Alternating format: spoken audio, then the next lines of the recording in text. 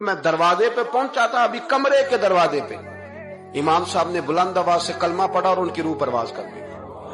کہنے لگے یار یہ حج کے موقع پر جو رمی جمار ہوتی ہے، جمرے کو شیطان کو کنکر مارے جاتے ہیں، پوچھنا یہ ہے کہ دونوں طرح سے سنت ہے، پیدل بھی مار سکتے ہیں سواری پہ، تو یہ بتا کہ پیدل افضل ہے یا سواری پہ افضل ہے؟ تو کہتے ہیں میں نے کہا استاد جی میرا خیال ہے پیدل افضل ہے، لوگوں کو تکلیف کم ہوگی۔ تو کہنے لگے نہیں تو نے غلط کہا ہے، کھانا نہیں کھایا جا رہا، لیکن اب استاد ہیں تو جوش کتنا ہے، فرمانے لگے تو نے غلط کہا۔ کہتے ہیں میں نے کہا پھر استاد جی سواری پہ افضل ہے اگر پیدل افضل نہیں؟ کہنے لگے نہیں تو نے پھر بھی غلط ہی کہا۔ کہتے ہیں میں نے کہا حضور دونوں طرح غلط ہے تو صحیح کیسے ہے؟ فرمانے لگے بیٹے اگر اس بڑھاپے میں بھی میں مسئلہ بتانے میں تیزی نہیں کرتا، تحقیق کرتا ہوں، تو نے جوانی میں تیزی کرنی شروع کر دی، سوچے ہی نہیں بات کو، فٹافٹ بیان کر دی کہ اگر یہ نہیں تو یہ حکمت والا ہے کو سمجھنا پڑتا ہے، حکمت کے ساتھ پھیلتا ہے۔ کہتے میں نے کہا استاد جی حکم کریں، پھر آپ بتائیں کیسے افضل ہے؟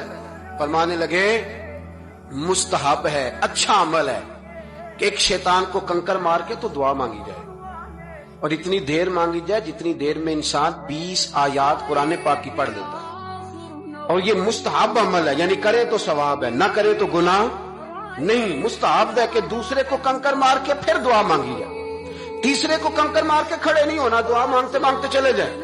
تو فرمانے لگے مسئلہ سن، جس نے چونکہ مستحب ہے مانگے چاہے نہ مانگے، تو جس نے تو کنکر مار کے دعا مانگنی ہے نا، اس کے لیے افضل یہ ہے کہ وہ پیدل کنکر مارے، اور جس کا ارادہ دعا مانگنے کا نہیں نا، اس کے لیے افضل یہ ہے کہ وہ سواری پہ بیٹھ کے کنکر مارے۔